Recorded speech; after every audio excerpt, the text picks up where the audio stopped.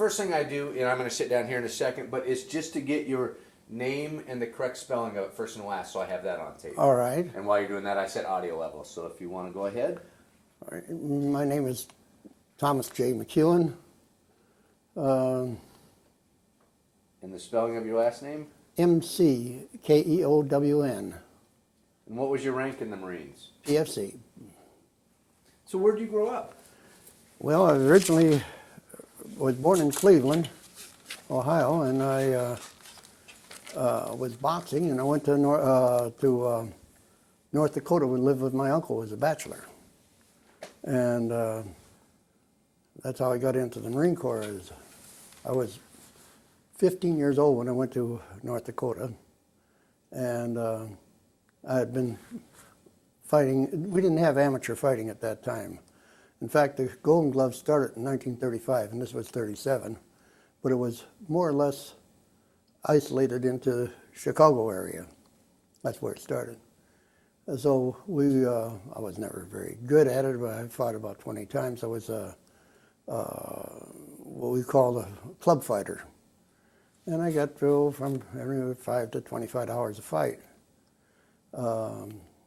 And that was good money. Oh, yes. Oh, yeah. That's the thing, kids today, they'd think, $5? Well, the big problem with that was that you had to give your second a buck, and your hands were tied, and that cost you another 50 cents, which was a lot of money. And so actually you wound up with not as much as it sounded like. I lived with my uncle in North Dakota on a pretty big farm, and great person, one of the finest people I ever met. Anyway, I got a chance to have a bout in Minneapolis. So I went there. I was 19 years old then. I just turned 19, I think. Anyway, I won my fight. I had one eye closed and split lip on it, but I had won. And I was walking down the street, and I ran into this recruiting sergeant.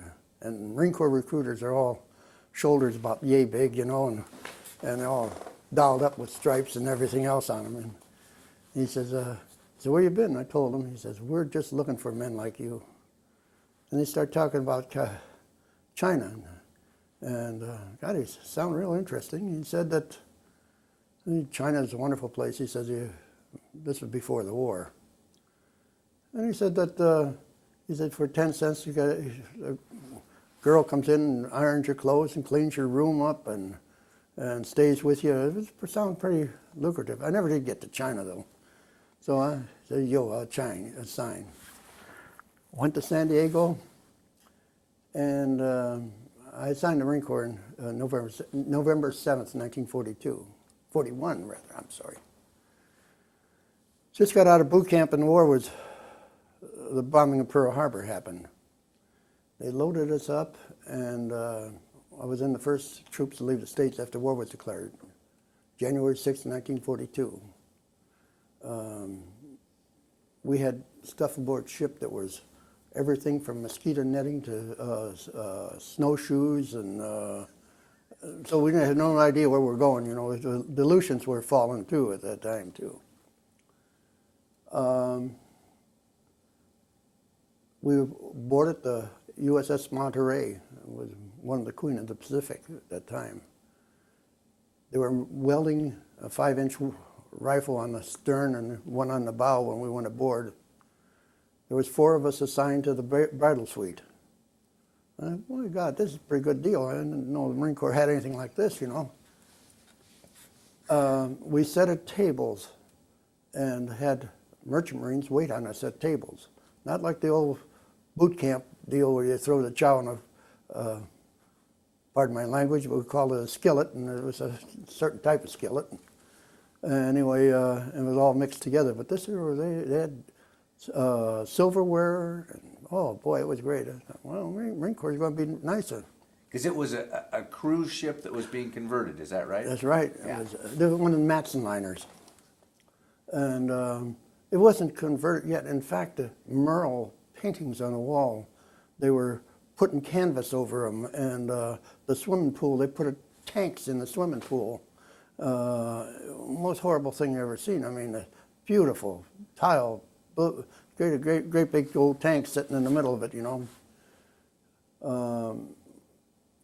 We wound up, now the scuttlebutt was, that's all hearsay, you know, was that we were heading for the Philippines as reinforcement.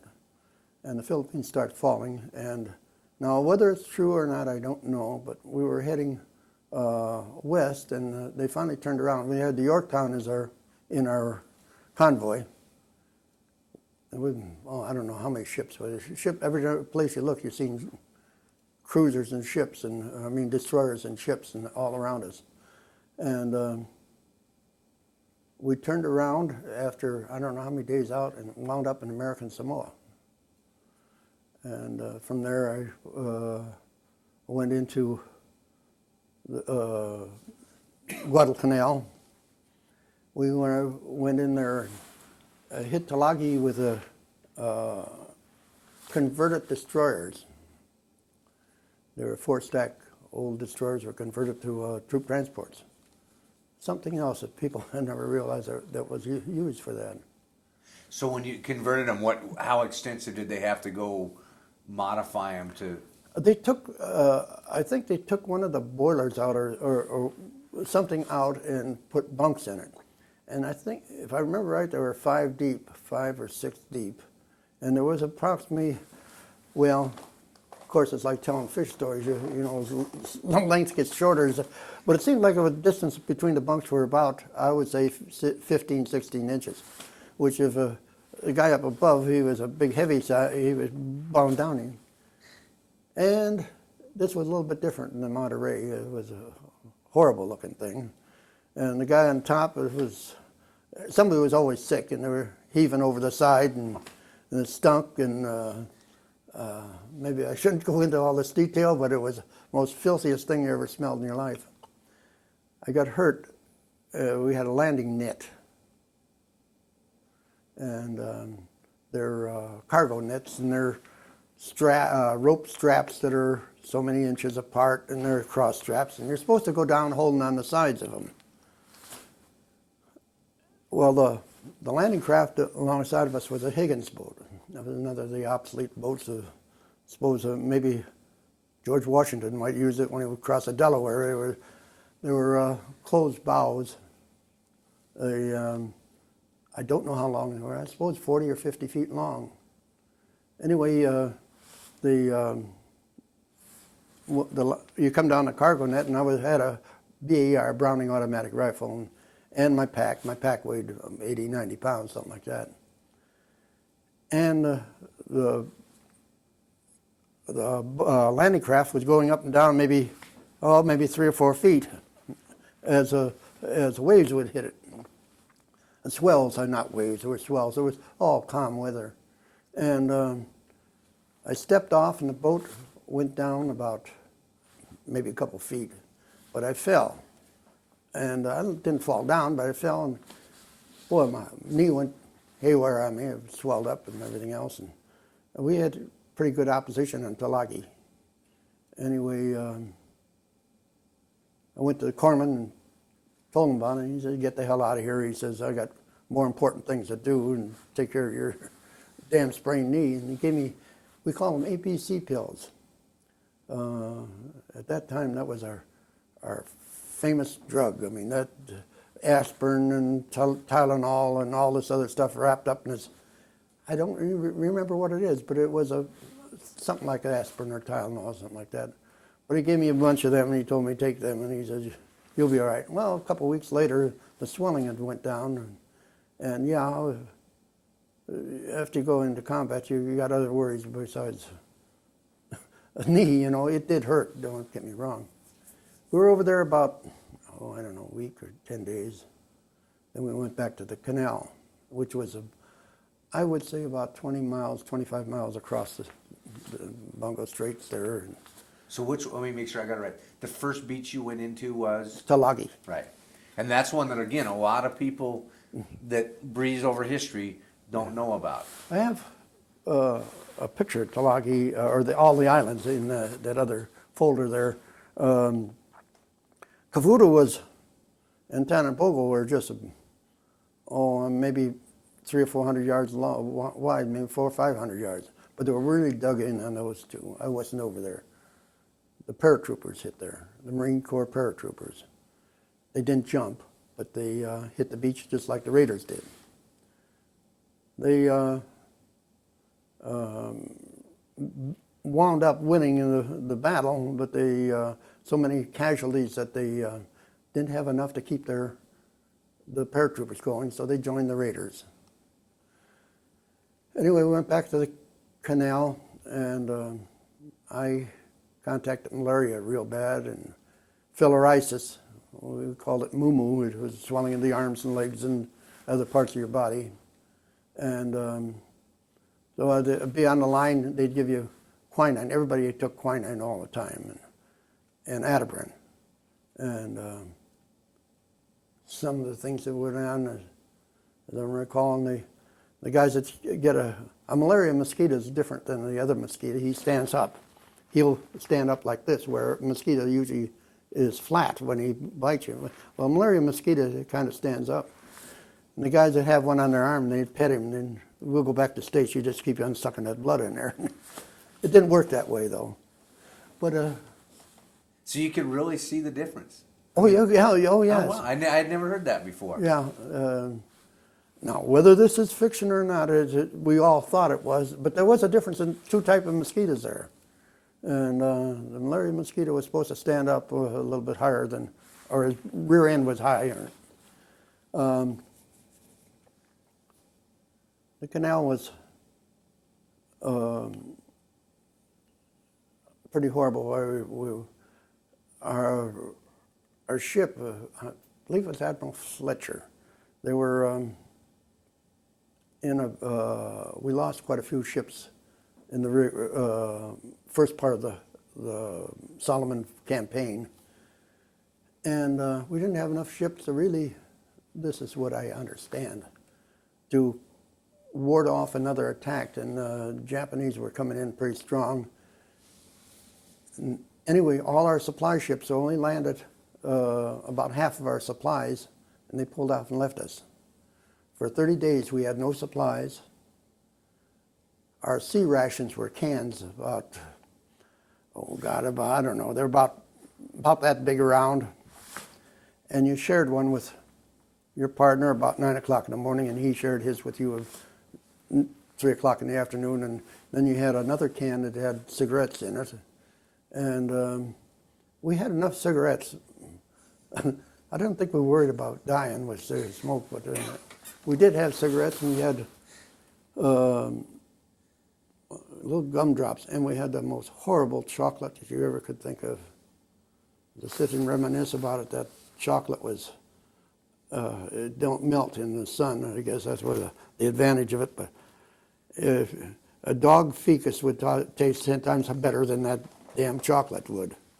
Then we had those hardtack that was in the lifeboats. It was a little round biscuit.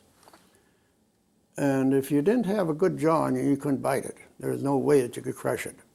In fact, some guys shot it with their gun, you know, and then, there was quite a few different ways of attacking this animal. We were on Edson Ridge, and it was a common, steady fight all night long. You never, this deal of knowing who you shot and where, how many went down, for some reason, I guess I don't. I fired hundreds and hundreds of rounds of ammunition. If I didn't kill them, I scared the shit out of them, one of the two. And the next morning, they sent in another bunch of Japanese, as I recall. They were Mongolians or something. They were bigger men. They're supposed to be the Imperial Marines or something. Because I've seen them when they were dead. They were larger than the regular Japanese. And with a bar, keep shooting, you see a movement, and you shoot somebody and he drops down, and he might be dead, and some of them got up and run again, and so this deal of saying you killed so many people, I don't know. Maybe I lost count of it. One thing I do know, you're scared to death, you're hungry, you're sick, you're cold, you're miserable, and you just hate the world in general. The mud was so great that it was around your shoes. Your shoes would be about that big, and you had to break the mud off. You had to dig foxholes. God, I can remember digging foxholes. You get one nice, really fixed up real nice, and you get a shelf in it, and you make it wide enough for you and your partner, you know, and everything's going great. Sure enough, some damnable officer comes out, and we're going to move, fellas. So one time we took primer cord, and we knocked down a bunch of coconut trees, and about so big, and we lined up the top of the foxhole with these coconut trees. Oh, it's a beautiful deal. I mean, of course, the water in the foxhole, don't get me wrong, I say beautiful, it was always about a half an inch deep, and it was mud.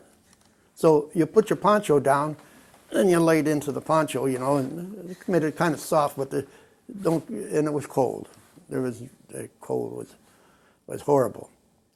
So actually, they'd put me back into the hospital with malaria. I'd pass out, you know, and I'd be a day or two there, and as soon as the fever would go down, back on the line you go. So was that a field hospital? Just Yeah.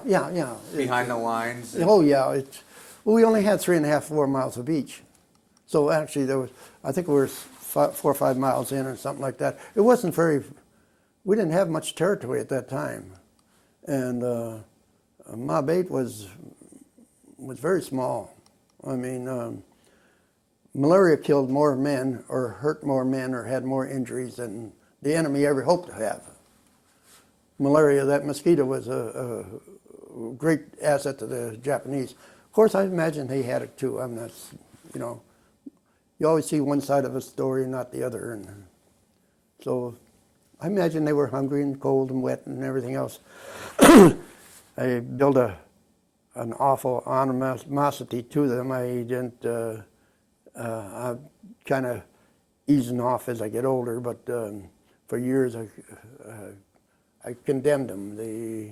They're torturous, and the same token, we weren't very nice either. I mean, we're talking about cruelty. If you're put in that position, you become an animal. I mean, some of the things that happen, people,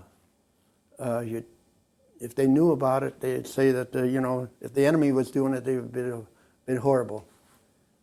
Many of the guys took gold teeth from the Japanese, busted them out.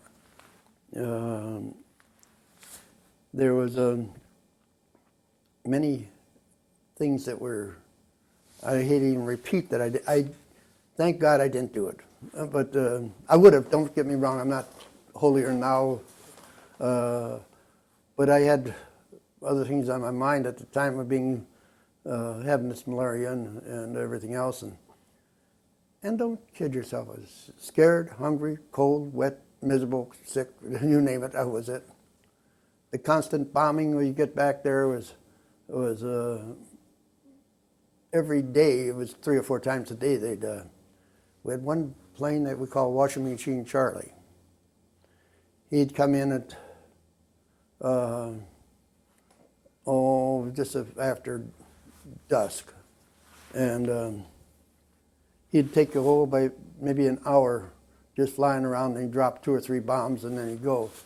But you didn't know when he dropped those 2 or 3 bombs, and he was a real morale deal. We call him Washing Machine Charlie because it sounded like a washing machine. Their planes had a peculiar noise to them, different than ours. They said it was a fuel. I don't know if it was or not, but it was more of a cycle deal rather than our steady drone of our planes.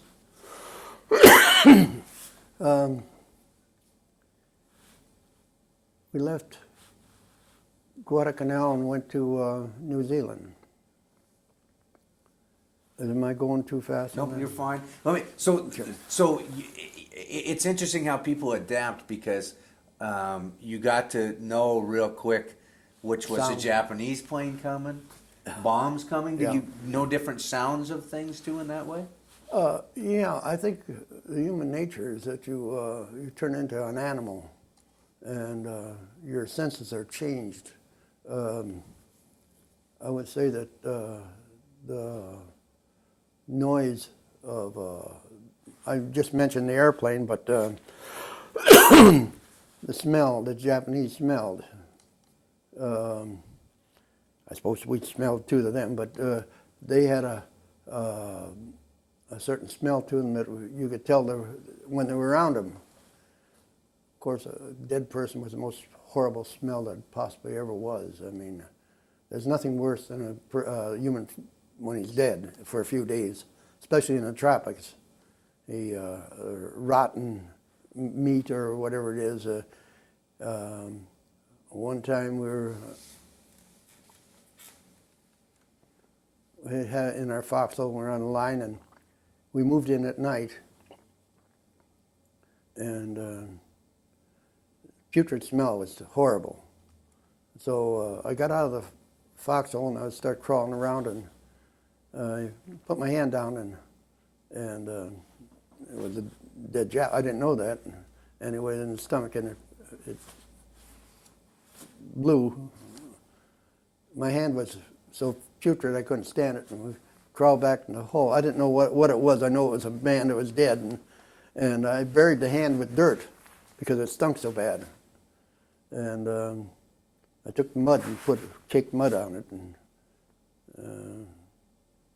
but the little things like that is horrible to remember. And I don't know if that's really a information that schools should know.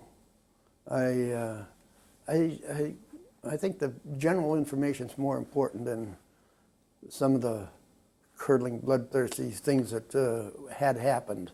How do you deal with that though, as a young man? Because here you are, you'd been out in the plains of North Dakota, and all of a sudden you're in this whole different. You talk about your senses change, survival takes over. Oh yeah, survival's the main thing. How do you change? I mean, you do adapt to changes. Human body's a funny animal. Of course, afterwards, I did have a little relapse on that in New Zealand. First thing we do when you get to civilizations, you go out to local pub and look for girls. Anyway, went into this pub. Of course, I've had malaria real bad, and I just got over the major attack of it. So we went out, and we're in this pub, and I had a double shot of booze, and I start chilling. You shake so bad that with malaria that you even crack your teeth. Your body just goes. Well, hell, in North Dakota, we'd take a drink of liquor, and you warm up. Well, 3 days later, I woke up in the hospital. I mean, booze is one thing you don't want to take. Anyway, that happened 2 or 3 times. Didn't learn that fast of what it was, and in fact, to kind of bring the story to a head, I met my brother. I hadn't seen him for years. Excuse me. Anyway, on Guadalcanal, he was a coxswain at that time on a Higgins boat. And I was on the line, and one of my buddies come running up, and he says, "Hey, your brother's on the beach." And it must have been a good half mile, 3/4 mile. And I run all the way down there, and just got a hold of him. We shook hands and grabbed a hold of each other. And a Betty came in and started strafing, and he pulled out. He had to pull out. A Betty is a Japanese airplane, and he had to pull out. Next time I seen him was in New Zealand, and we went on a real party over there. I got back, he skipped ship, and I snuck out of the hospital, and they were experimenting with quinine, or I think it was quinine at the time. And anyway, it must have been, I'd say 50, 60 cots lined up in a row, and another cot head to head to these two, and then there was cots on the side. And corpsmen would go down and give you these quinine. And it was an experimental deal. I understand they were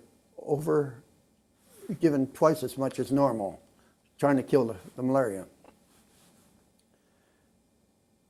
Pretty much every day somebody come in, they put the blanket over the top of the guy and haul him out dead, you know. And anyway, I was at the end of the line, and this friend of mine was towards the front, Bud Wolf, and I told him I was going to take off and see my brother, and he said, well, I'll get in your bunk, and he said, so he got in his bunk and he took the quinine, and then he got down into my bunk and took quinine, and goddamn near killed him. But my brother and I went up to a place called Rotorua, the Yellowstone National Park in New Zealand. They had geysers and hot water and stuff like that. And we really had a wing-ting party. Anyway, I got back, and I really had malaria then, and a hangover. And they had a thing that you heaved in alongside the bed, you know, and this doctor come along, and I was heaving in this thing, and he said, well, Mac, it looked like you did it this time. I said, well, they caught me for going over the hill. What are they going to do, send me back? And I'm in the farthest thing they could do to me. He said, we're going to have to send you back to the States. Oh, yeah, why? He said, well, that malaria won't be cured over here. And in the meantime, they took Bud Wolf and shipped him back, too. So we both came back on the USS Lurleen. That was the Queen of the Pacific. There was a Matson liner, so that was our top ship. But by that time, it was completely converted to military then. We didn't have our bridal suite or anything like that. We had bunks, and it wasn't that much fun. We wound up in the San Diego hospital. And it was right next to the zoo, if you've ever been down in that area. I don't know if I should go into all this or stuff. Well, to go on, we're all restricted, quarantined. Now, why they quarantine people with malaria, I don't know, but they didn't think we always blame Mrs. Roosevelt that she said that we weren't fit to associate with American women or girls.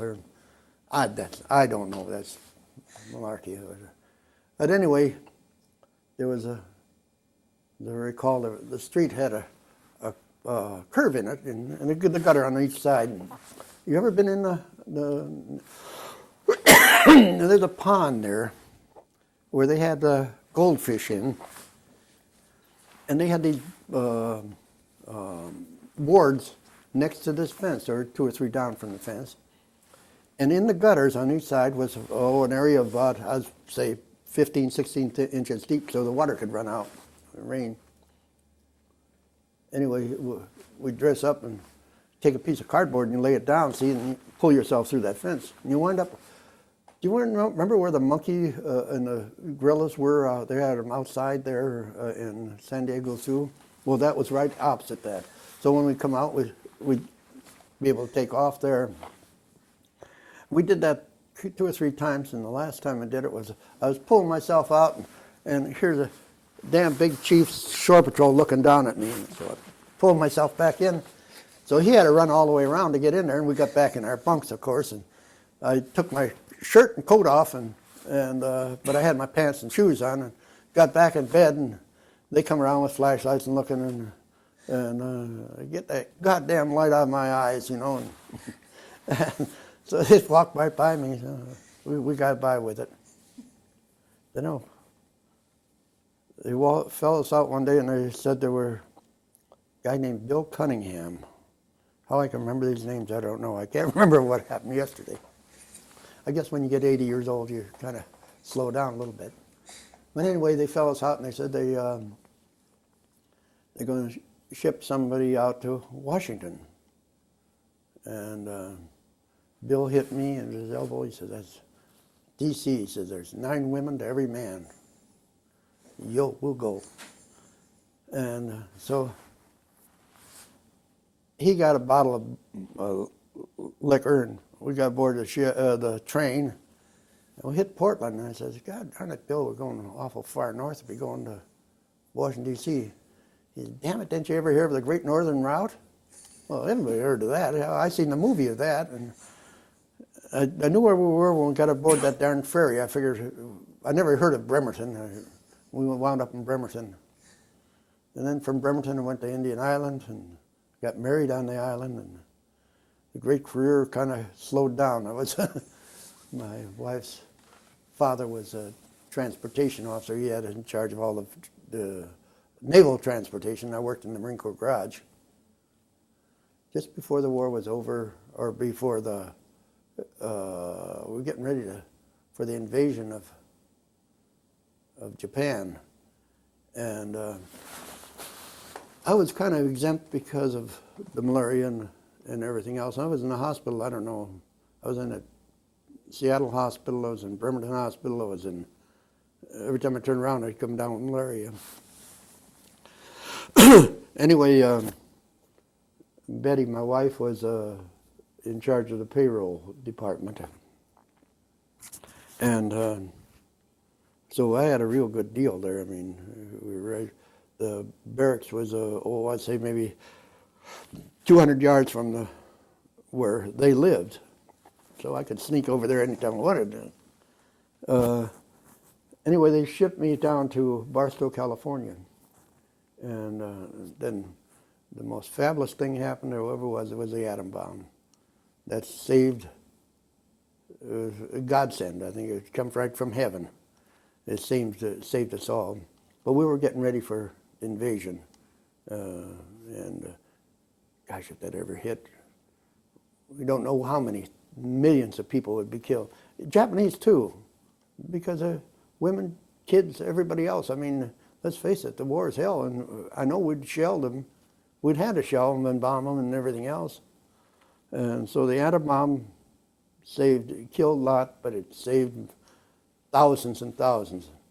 And the ones that killed, that was just tough. That's how I felt. Because you saw, it's interesting, because being in the South Pacific, you got a firsthand view of their fighting tactics, who you were fighting against. Yeah.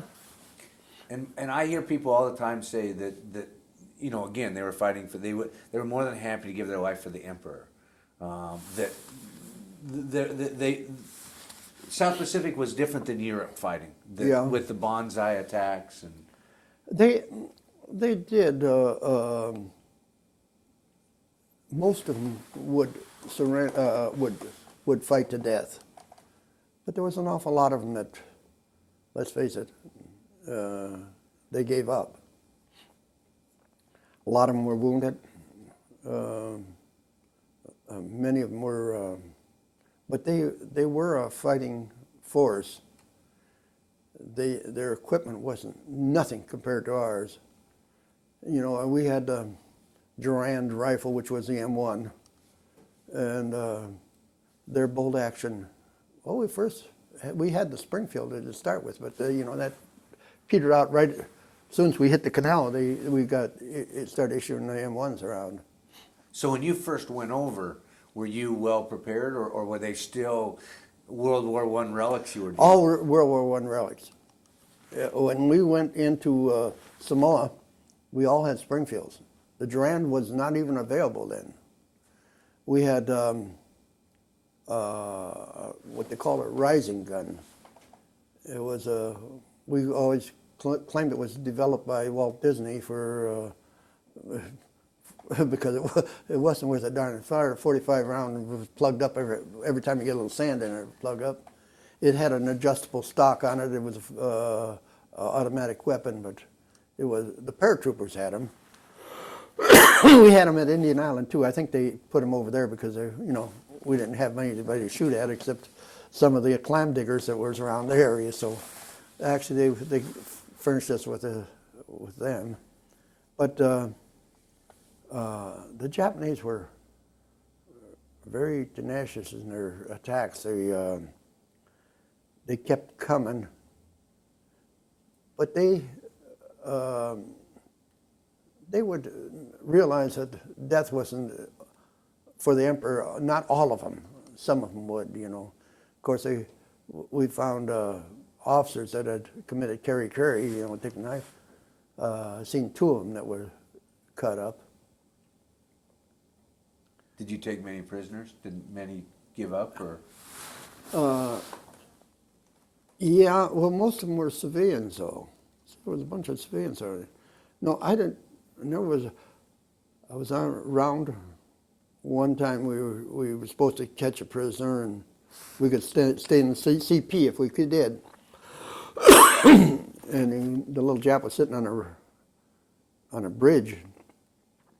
We were pretty close to him. We were wandering around where we shouldn't be. We were way beyond the lines, and hollered at him to not reach for his rifle. He reached for his rifle and shot him in the side. And we made I don't know if I should go into this or not, but you take your poncho and you take 2 sticks and you make a carrying case out of it. And I packed him for a good half mile or so, and then the other 2 guys were supposed to pack him, and they couldn't see the little guy laying in there, and they had to work on him, so they'd take the thing and stretch it and watch him spin up in the air. He died before we got back. But it's cruelty. But those things happened. I mean, now I couldn't believe in it, but it did happen. So when you're in war, do you see the enemy as a person, a country, a people, or is it a whole different mindset that you're in? I would say it's like hunting lions or something else, or tigers, or you shoot or they shoot. You hate him, you detest him, he didn't smell right to you, he was cruel, he was mean, he was a butcher, and to answer the question, no, I don't know. I would say it was just a figure that you didn't shoot, he would shoot you. But as far as knowing, I hear guys tell me they shot so many people, and I don't know. I can't say that. I just I know there was a lot of them. I imagine I did kill. I'm not saying that.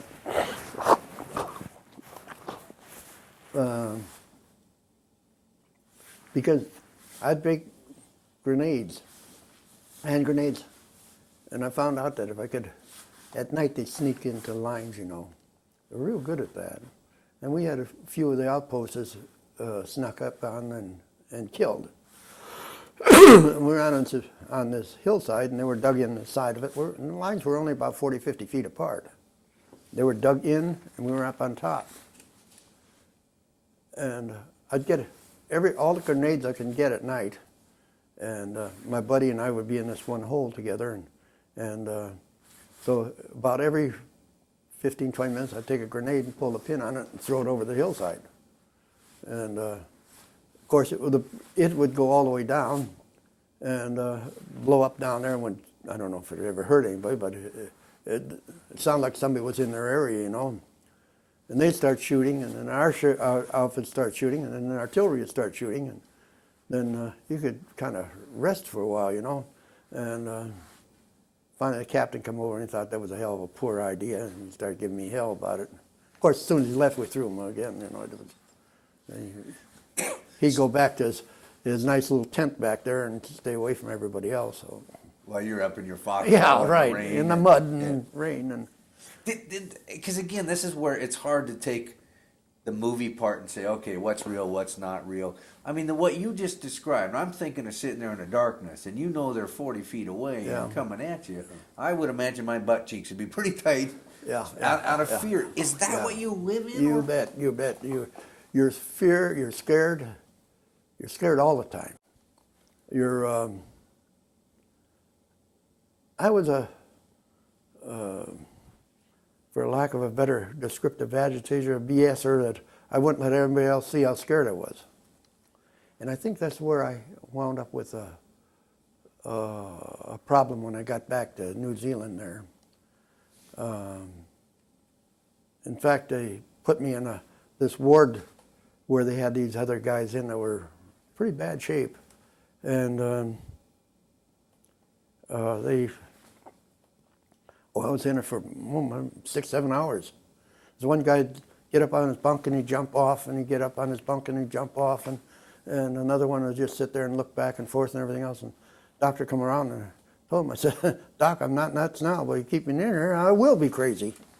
And he said, no, he says, you got malaria, you get out of here. They took me out of there.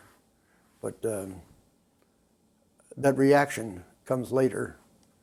You kind of figure out what happened.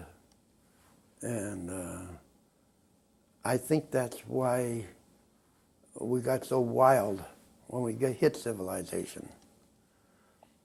People say, oh, the Marine Corps were a wild bunch, you know, they were drunkards and drinkers and everything else. Yeah, I imagine that's true. But the Army was too. I mean, the Army is no different. The Navy, they took a hell of a beating too. I mean, especially in that area there. We lost those cruisers, and they brought those guys ashore. The sharks got out of them. They were burnt. I got down close to them. I didn't get all the way, but many of the guys took their blankets and put them over the guys because they were shaking, these sailors. The corpsmen go around with hypo and just shoot them. Some had their legs off, some were the sharks would get down and burnt meat hanging on them. And so, you know, war is hell. I don't give a damn where you're looking at it. I mean, let's face it, it's whether a bullet's a bullet, whether you're Army, Navy, Marine Corps, Coast Guard. The Coast Guard, people talk about them. They took us ashore on the canal. It was Coast Guard in some of those Higgins boats. But in Air Force, I got some pictures of the Air Force there. Yeah, they took a walloping too. Do you think, and no disrespect to any, because like you just said, war is hell, a bullet's a bullet, but the Marines are definitely a unique breed in what you were asked to do. Yes, and I'm saying that with all respect to the Army. I'm not belittling them or anything else. The Marine Corps is supposed to be shock troops, and that's what they use them for. And the fight between MacArthur and the Navy, both of them should have been court-martialed and shot on a canal. The Army was supposed, or the Air Force, MacArthur was supposed to send in planes to assist in landing. There was 2 reconnaissance planes coming in and landing. We had no Army support, aerial support. But that was a fight between, MacArthur wanted to go up New Cal and hit the Philippines. I shall return bit, you know. Where Navy and the Marine Corps went to island hop by steps so they could take planes and take the next island as they go. Because one was too far for our, at that time, too far for our planes to fly. And so there was a controversy going on around with both of them. And I do say that, or we, all of us, figured MacArthur was a worst son of a bitch who walked the face of the earth. Because of that, I think he was a glorified Napoleon, Hitler type of person, that domineering personality that just wanted to take everything. That was kind of personal. No, it wasn't personal. That was a general feeling of all the Marines. The Army did come in on the canal, you know, later on. And in fact, when they first come in, now I wasn't involved in that, but they had some of the Army staying with different platoons of Marines, 3 or 4, to break them in on combat. They were good soldiers. I mean, let's face it, they were, I don't know, I'd never heard how many got killed, but it was towards the end of the fighting that they got there. There was still, war was still going on, I mean, but it was, I think they were there, about 3 months after the invasion. So it was tapering off quite a bit. But that's where the Marines' job was to come in and to secure... Secure the beachhead. And then the Army was supposed to take over. It didn't happen that way, though. On pretty much all the islands from the Guadalcanal and Bougainville and Peleliu and all them, and all the way up the Strip, the Marines fought those battles themselves. They were really took an awful beating. The amount of people that was killed, I had it written down here on the canal. The capture of the Guadalcanal marked a turning point in the war in the Pacific, where the first offense of the war was Guadalcanal. Japanese losses during the campaign were listed as approximately 14,800 killed or missing in action, and another 9,000 died of wounds and disease. Some of these we took care of, not many of them, but we did. About 1,000 enemy troops were taken prisoner, and more than 600 enemy planes and pilots were destroyed, in addition to 7 of the 11 Japanese transports carrying 2 reinforced divisions were sunk while attempting to reinforce the island, costing the lives of numerous enemy troops. Those were never counted. Marine and Army casualties within the ground forces amounted to 1,598 officers and men killed, 4,709 wounded. Of this total, Marine ground forces killed or dead from wounds were 1,152, along with 2,799 wounded and 55 listed in action. Marine aviation losses were 55 dead and 127 wounded and 85 missing. The importance of the victory at Guadalcanal was later summoned by General MacArthur. General MacArthur got to be the Commandant of the Marine Corps too after this. The 18th Commandant of the Marine Corps in January 47. We struck Guadalcanal to halt the advance of the Japanese.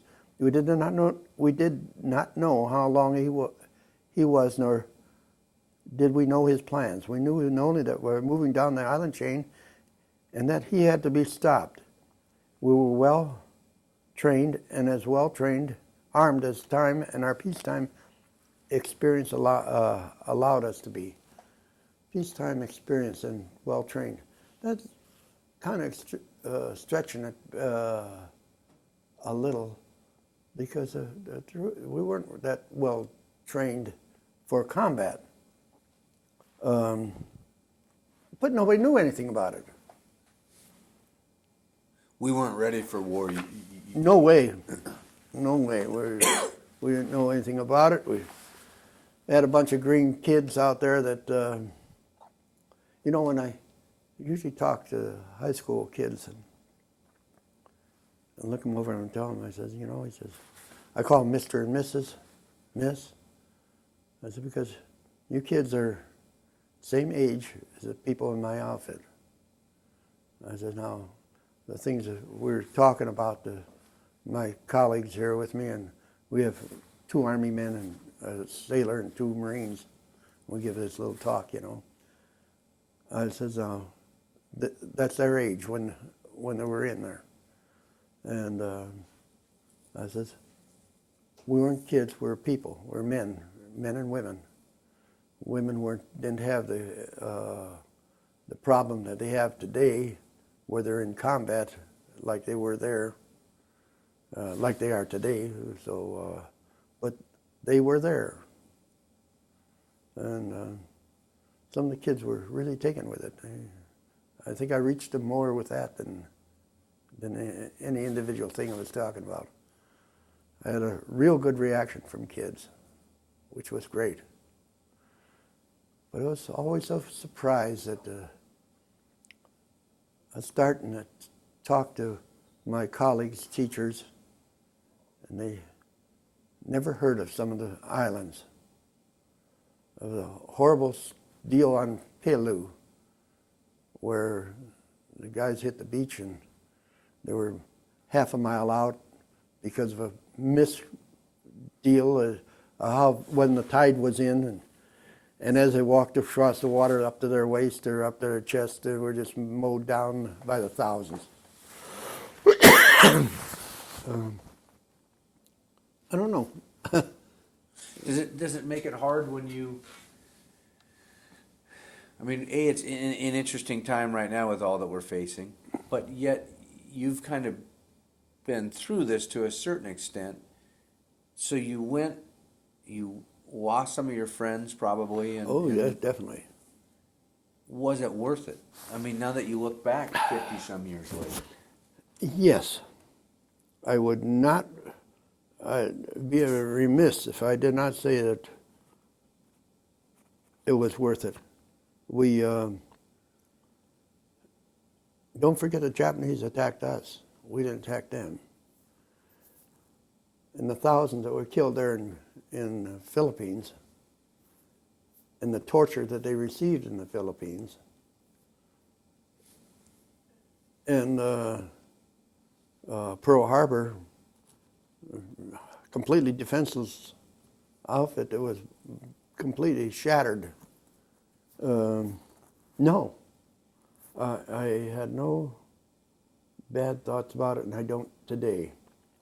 In fact, it's just like this potential war coming on now. I believe that I did not vote for our president, but he is our president. I do believe that he has more information available to him than any of us in the field. So some yo-yo getting up here with a banner and walking around the streets and saying we shouldn't go to war and we shouldn't do this and shouldn't do that, where does his information come from? The third stool on the left in a toilet, or what? I mean, it's. I have to believe somebody. So I'd rather believe my president. Not that I agree with him on everything, but he is the president. He is the one in charge, and he has hundreds and hundreds of information available to him. He has to know more than Mr. John Public does. And there has to be something to it. Now we're on a double alert. We didn't start this. That 9/11, that was a attack on us. And I think it all goes back to the same thing. I think he's guilty of it. When 9/11 happened, did you have some of the same feelings that you had when Pearl Harbor happened? Yes, exactly.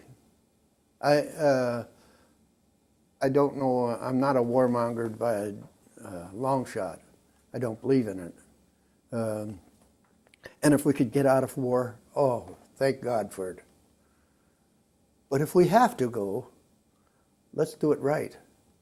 Let's not do it like we did in Korea, Vietnam, and Desert Storm. I think they're the biggest problems and mistakes the United States ever made was those three places. My son was in Vietnam. In fact, he was in the same outfit I was, the 1st Marine Division. And he was a combat Marine. He carried the combat ribbon. He was pretty well decorated too. And he believes just like I do that somebody got to believe in something. Who do we get our information from? One of those hippie type people who run around the street with a sign out that, hey, the president don't know what he's doing, he's a warmonger and all this other stuff. As soon as they attack the United States with a chemical weapon and kill a lot of people, which is possible. I'm not saying it isn't. We're supposed to be on a high alert now. They must know something or they wouldn't put that alert out. It's interesting because you set the issue up so well, and this was the biggest argument they had when they started this project. Was at first legislature said we don't want to fund this because veterans are for war. No. And I haven't talked to a veteran that has been for war, but there is also the challenge of what are you going to do? Protection, survival. No, I'm not for war. I think war is horrible. I mean, well, women and children and the areas that get hurt with it, but they're being hurt now. That damn Arab over there has killed thousands of people, men, women, and children, and why don't some of these people holler about that? And they holler about Africa. Look at Idi Amin. Look at the things he did.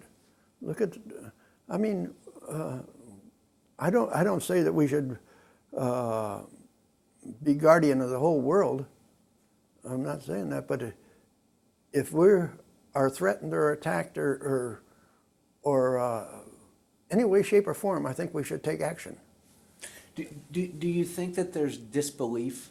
I mean, I assume, and I wasn't alive during World War II, but I assume when people, even today, there are people that say, in fact, I was with a gentleman a couple weeks ago that said, I was over and I saw Auschwitz and that's all a fake. People that don't believe that. So do you think that there was disbelief and that's why people don't come forth, that they really don't believe that this is happening? Oh, definitely. That has to be. I mean, let's face it. They're not. I think they're very ignorant. I don't think they use the facilities we have to gain the information. I think they made up their mind about something that they never researched. It's like everything else. I mean, now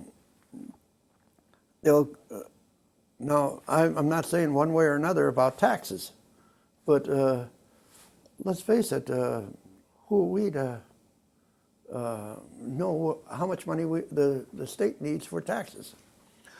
I'm not saying that our governor's taking the money and putting it in his pocket, and I'm not saying all the senators are making millions of dollars out of that money, that tax money. But if we need it, let's face it, I do believe that we have to respect the people that we vote for to put in the office. I think we have to have more respect and more courtesy to the people that are doing this. They're not making that much money. In fact, the local congressman was making about the money I was making when I retired. So, but he does get a little bit of benefit on it, I grant you. But, there's different sides of the story. It's interesting because you talk about education, awareness, knowledge. When you, because here this little boy from North Dakota is, and you're being shipped over to, did you even have the faintest idea? Had you ever heard of Guadalcanal or Pelu or? Yeah, I heard about Guadalcanal. No, a name that you never even heard of, Osa Johnson. What the hell was it? Osa, and what was her name? And they went to, there were documentaries that were on in the movies. And they went to Guadalcanal to headhunters. They were headhunters. And the natives were headhunters. They were cannibals. And when we went there, I remembered that documentary. And in fact, I was scared of them all the time I was there. You know, you see they're kind of wuzzy-haired guys, and they come in with a head of a Japanese. They cut off, you know, and they have them by the hair, you know, and walking down into our compound. And keep away from me, buddy. I'm not friendly with you. But they were cannibals. They were headhunters. And I remember Osa Johnson and Osa, what the heck was the name? They're real famous. They had films, movies, newsreels. I suppose that's before your time, the newsreel.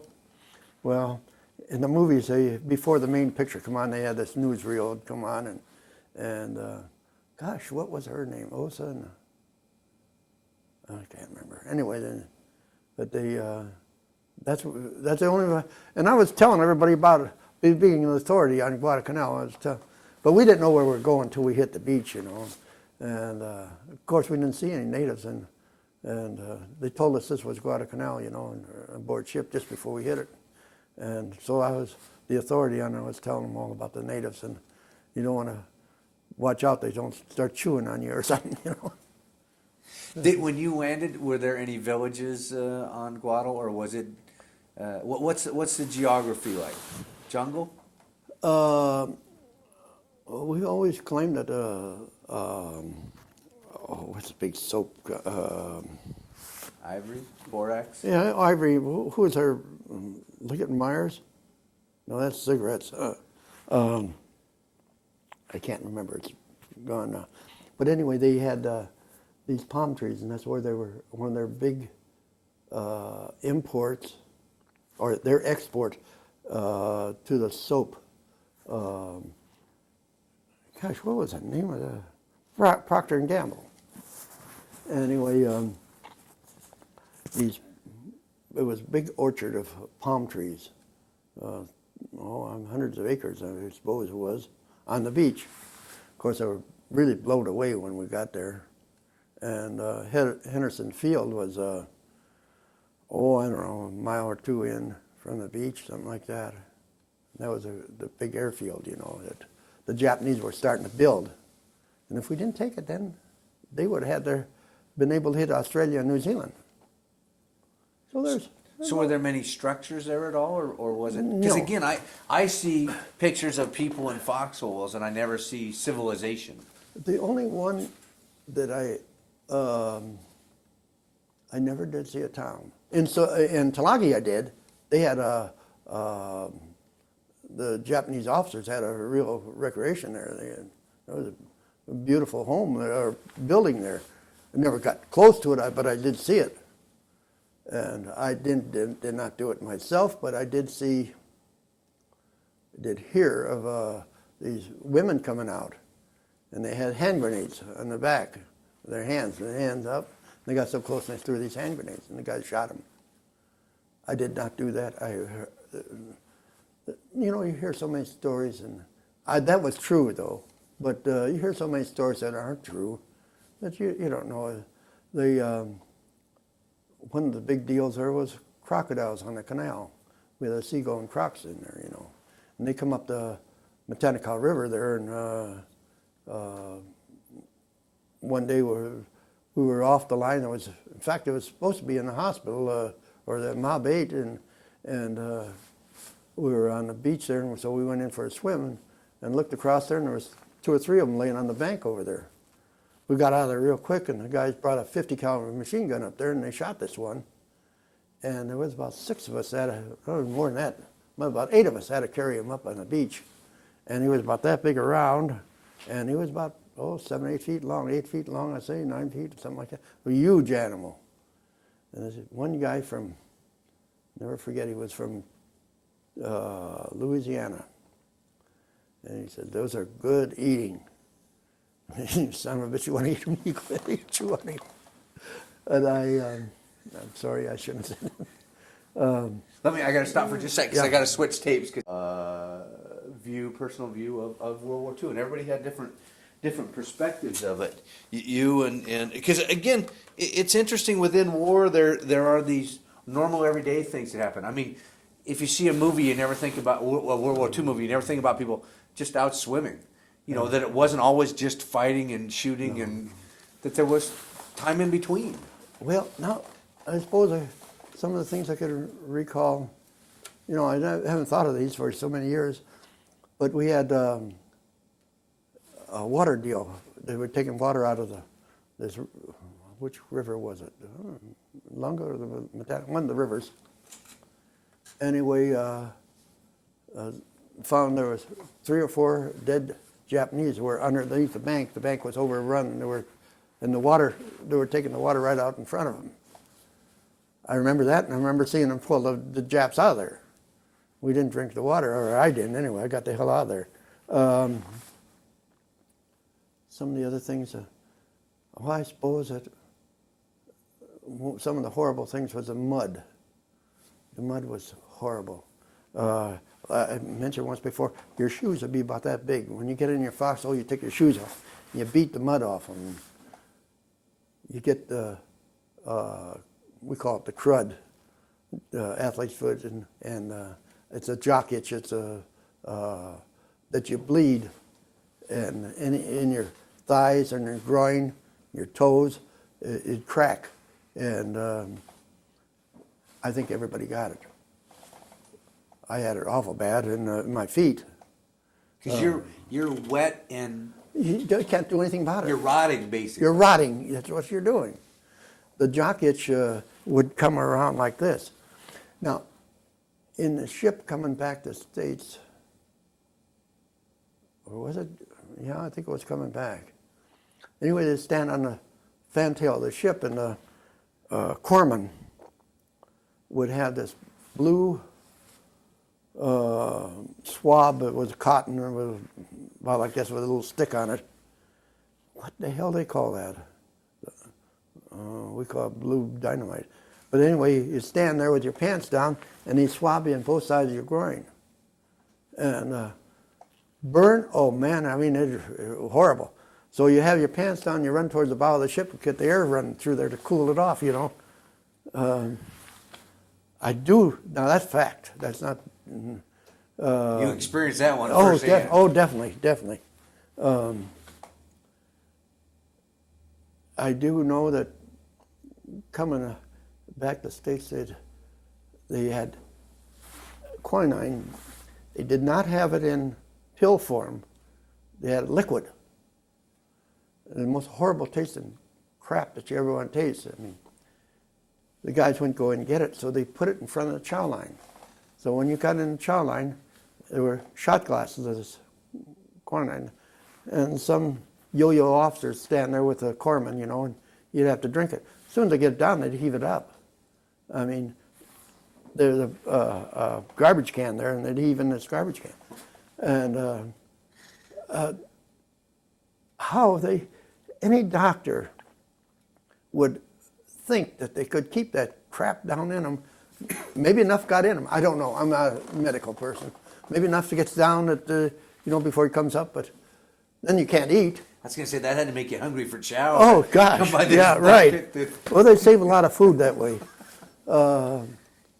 There's some things like that was just real bad.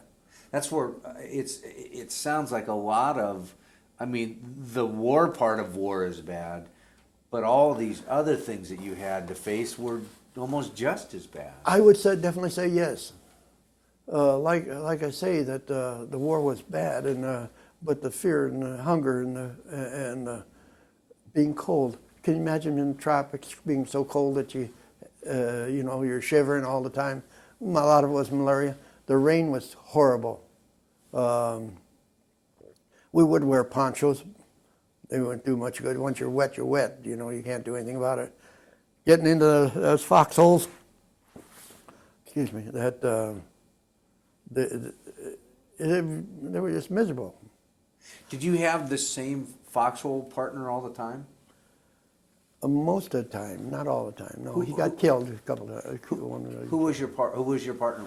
You know, bad part of it, I can't remember names. It's a long time. Yeah, well, 60 years.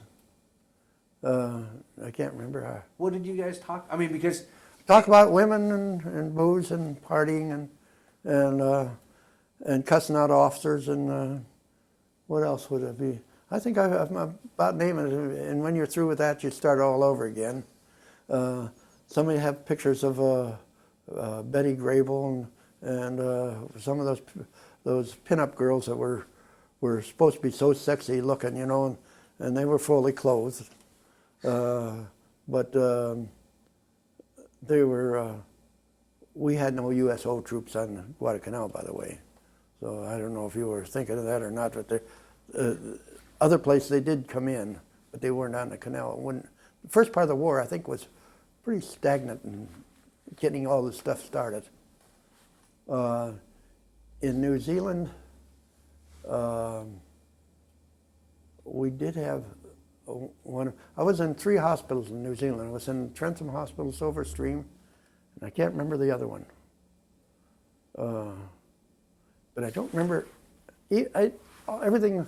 I don't know if it was delivered or what it was, but everything's a blank as far as names go. I just don't remember names. And when I was teaching school, I could tell every student I had for years, even afterwards, what antics they pulled or tried to pull, and where they sat and everything else. But it was good memories. Did you try? Do you think part of it is just your mind trying to leave that part behind? I suppose if some shrink got a hold of it, that's what he'd come up with. I imagine that was it. I don't know. It's so odd that you'd, you know, I don't know. So is that where you spent a majority of your time was in foxholes? Or were you active a lot of times? Is that where you hunkered down at night or? Well, you move into positions, and you would stay in those foxholes quite a while. And then you'd move up. And somebody come in and, like the big landing, I don't know, scuttlebutt. But we heard that, and they did, it was true, there was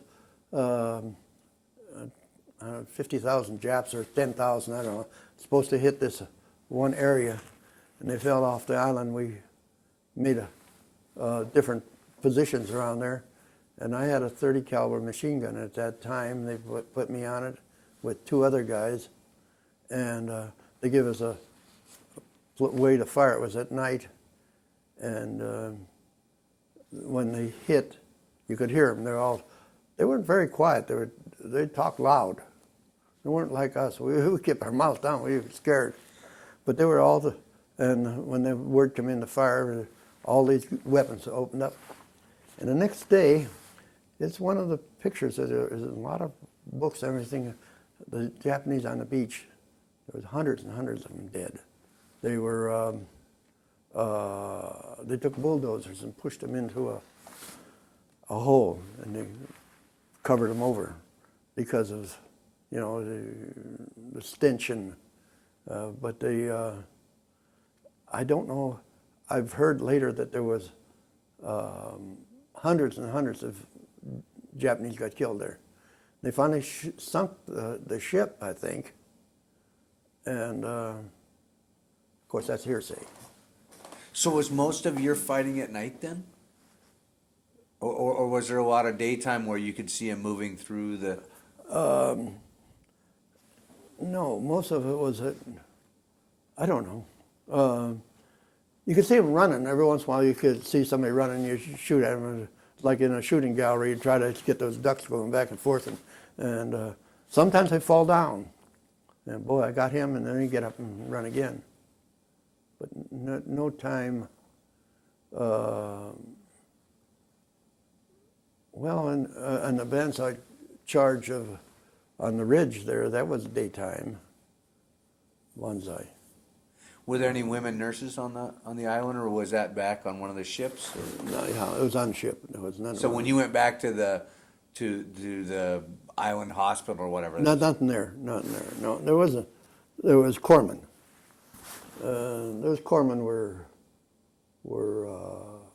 our angels as far as it goes. They were great people. I don't know if up on the lines there you got hit. I don't know if they made house calls or not, but they were, no, there was no women on the canal. There was aboard ship when I left the canal. There was, of course, there was women nurses in New Zealand hospitals. Most of them were real nice. Once in a while, there was some of them were little bitches. Of course, being an enlisted man and an officer, there's an antagonistic attitude that goes on here. That's wrong. As the years go on, I should kind of cool off a little bit on it. But some of the nurses were real people. And it's always the oddball that gives you problems. Where was you had the one picture in the newspaper of you, a Christmas tree hospital? Yeah, that was in Seattle. And that was the front page of the PI. I went down with malaria just prior to that, and I had, well, they call it a concussion. I don't know what the hell it was, but they thought I had a concussion and hurt the sugar gland, and they thought I might even have diabetes. Anyway, they shipped me over there, and of course they put me in bed when they take the picture. So it's like this thing here, you know, it's kind of a setup. But they brought in we play poker all the time we were there. They had a tree about this big, and we didn't think that was very cricket for us to have a tree like that. So these friends of mine, we got a hold of a surgical saw. I don't know where the hell he got the damn thing. And we went out and went in the neighbor's yard and we sawed that tree down, that tree that's there. And we brought it back and decorated it all up. And this Weber was her name. She was a real nice nurse. And the trees were supposed to be donated by the Gray Ladies Society or something. But it was, I say, about that high. Anyway, she come in and she says, Tom, she says, I knew you did something wrong. And she says, you got to get in bed. We're going to take your picture. So they made me get into the bed, get out of my shirt and pants and get in bed and put that damn thing on. And they took the picture of me holding one of the ornaments on the tree. First Marine Division. Little did they know you stole the tree from that. Yeah. But the other guys, of course, they kept out of it because they figured I was going to get nailed for it. And the damn picture was on the front page of the paper, so if someone could recognize their tree gone, they sure as hell knew where it was. Nobody ever said anything, so I got out of that one. And a lot of close ones. What was the worst part of war for you?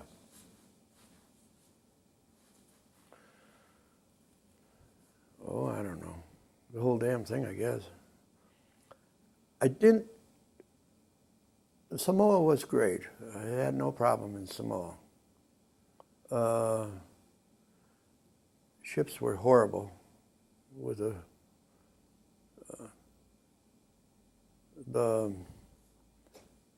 I say, it was just the sickness, the fear, the hunger. We were hungry. I mean, let's face it, we didn't have anything to eat. I shot a bird one time. I don't know what the hell he was. He was some kind of a seagull. He wasn't a seagull, but he was some kind of a droopy thing flying around there. And we, being in North Dakota, I was around a lot of chickens and stuff, so I knew how to clean them up. And cleaned them up, and we made a fire, and we were off the line then. And cooked that sucker for about 6 hours. And you could chew a shoe leather just as easy as you could eat him. He didn't even have any taste. It tastes like fish. We did catch fish by throwing hand grenades in the river and then dive in. And you got to dive in when the water first comes up before it spouts, because the fish won't stay dead very long. If you dove in before it spouted, though, your eardrums are just horrible. So you dove in the water just when the water came up. And that happened for 2 or 3 days, and we had fish. There were, there was some kind of sucker fish. I don't know. They were all right. A lot of bones in them, but there was something to eat. So you would throw a grenade and have to time it. So just after it went off. Yeah, the water would raise, then it'd spout up like this. So when the water raised, we'd have it timed just right, and you'd hit the water right. Then, well, pretty much all the guys were doing it. I wasn't the only one doing it. I mean, some of them come out and dove in too quick, and well, I mean, their hearing was bad for days and days. But the officers didn't care for that either. They come out and stopped us from doing that. There are a lot of killjoys in this world. We had many problems with officers all the way down the line. In fact, Indian Island was the biggest problem with officers. We had an officer over there with a first class SB ever was, and I can remember his name too, Langston.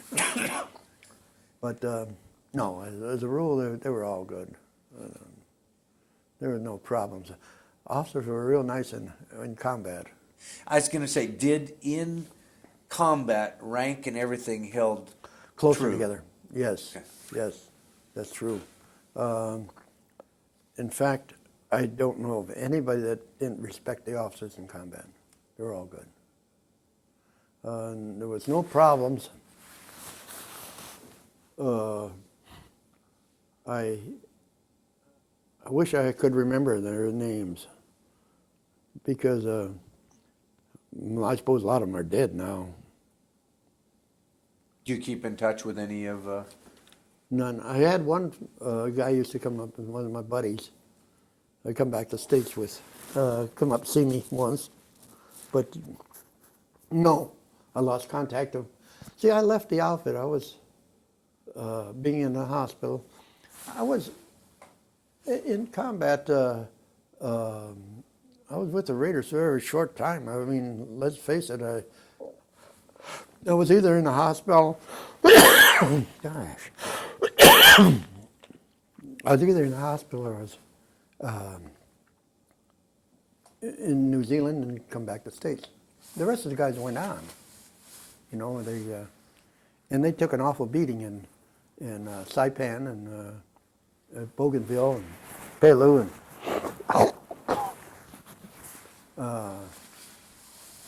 so no, I lost them all. Do you think there's a message that should be left, a piece that the history books leave out that future generations need to know about World War II?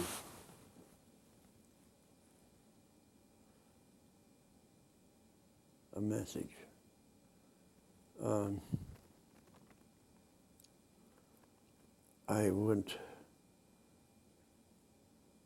I think that we should stick up for our country. I don't think we would demonstrate against our country. I think demonstrations are all right, don't get me wrong. I think we should be able to demonstrate. But let's understand what we're demonstrating about. If we don't want to go to war, that's great. You can demonstrate that. But don't demonstrate if there's a war on, or if we got boys in combat or going into combat, already committed to combat. No use demonstrating then. I mean, why would you demonstrate when our kids are over there getting ready to be in combat?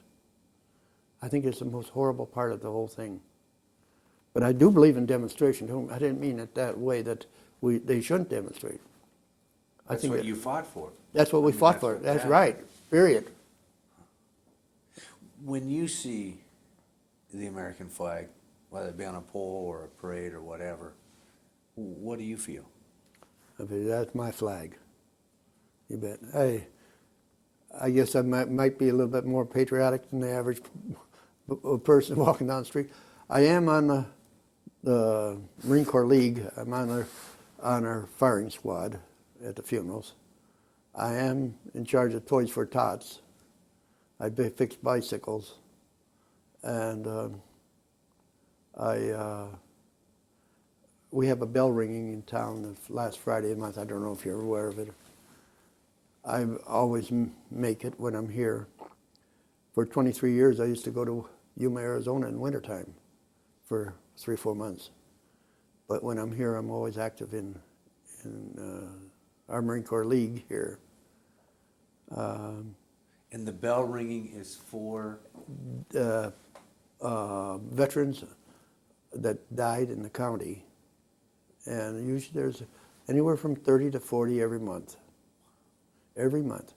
We have a largest contingent of veterans in this area than, in the whole state. Of course, just like mine, I'm the only Guadalcanal survivor now in the league, and I'm the oldest one in our league. And one of the other ones is a Iwo Jima Marine, and we both have the same amount of ribbons. He has one more star than I do. He was on Pelu, and he was on Iwo Jima. And but he's the only one. The rest of them are Korean, which is the most horrible war that we ever had. That's the ones you should interview. There's already somewhat of a movement to start to do Korea before they wait too long, and also Vietnam. Yeah, because Korea, they're only a few years younger than us. I know that's the hard thing, yeah. And they're dying off, and but the bell ringing is something that should have a little bit more attention paid to it. There's usually about 15, 20, 25 of us down there, but a lot of civilians, a few civilians. But usually one of the branches of organizations, the VFW and the American Legion and Women's Auxiliaries, they're always there. So they're pretty all there. I belong to the Marine Corps League and the VFW and the DAV, the Disabled American Veterans, and but I usually take just active part in the Marine Corps part of it. You have again, there is this terrible part of war, and there's this wonderful part of war, because you have something I will never have. When I talk to other Marines and see other Marines and other branches of the service too, but that bond that you have, Marine to Marine. There is a bond. I think, and I don't mean to say that to belittle any other branch of service, but I think there's a tighter bond with Marines than any other branch of service. The old saying, once a Marine, always a Marine bit, and the Semper Fi and the hoorah and all that other stuff. It's whether it's publicity or what it happened with it, it seems like a real tight bond. In fact, you wear a hat with a Marine emblem on it, and you go into Walmart or something, and somebody comes by and Semper Fi, Mac, and just walk by, and another Marine, ex-Marine, and he might be in just completely civic clothes, and or somebody comes up and touches you on the shoulder, hoorah, Mac. There is a tight organization of it. That was one of the, and I'm terrible because I cannot remember the gentleman's name right now, but I interviewed a gentleman a couple of years ago, a Marine, and an amazing story of how he got to the interview to begin with. But he would constantly email me and with that Semper Fi. Semper Fi. Semper Fidelis. I mean, I felt so honored to be addressed with that, to have that with it. But And I think, unfortunately, I've tried to contact him, and I think he's passed away now. But he was the epitome of a Marine, in the fact that I called him up, talked to him on the phone, knew nothing about him. He said, "I'll be there." And when he got there that day, he was in a wheelchair. He had gotten up at 3 o'clock or 4 o'clock in the morning. He had taken a shuttle to get to the bus to Tacoma, switched to another bus to Tacoma to get to Olympia, had it arranged to get the people come and get him and come to the thing. And never once said, "I'd love to come down, but can you make arrangements for me to do it?" Nicest gentleman in the world. There's, I guess maybe I'm bragging up a little bit about the outfit, but most of the guys are that way. I mean, they like the Toys for Tots. They holler for somebody to go out and with the boxes and collect toys. They're all out there. We have no trouble with getting volunteers. It does seem like it is a kind of a close-knit outfit. Do you think, and that's again something that I think that the World War II generation really brought with yourselves, is that community service? Because when the war was done, they took off their uniforms and came back and went to putting our country back together. And yeah, but look at the poor guys from Nam. I mean, they came back and God, they were spit on and everything else. I mean, and the same people that did it were ashamed of themselves later on. In fact, one of my son's best buddies was a dissenter, and he went to Canada and got his education there, and I think it was an engineer. He'd come back with an engineer anyway, and he was up at the house, and Tom wouldn't talk to him, but he was one that just belittled all of the veterans. Why pick on them? I mean, if you want to pick on somebody, pick on the Congress or somebody else, but not the guys that were over there. It's just like this, run around with these signs now.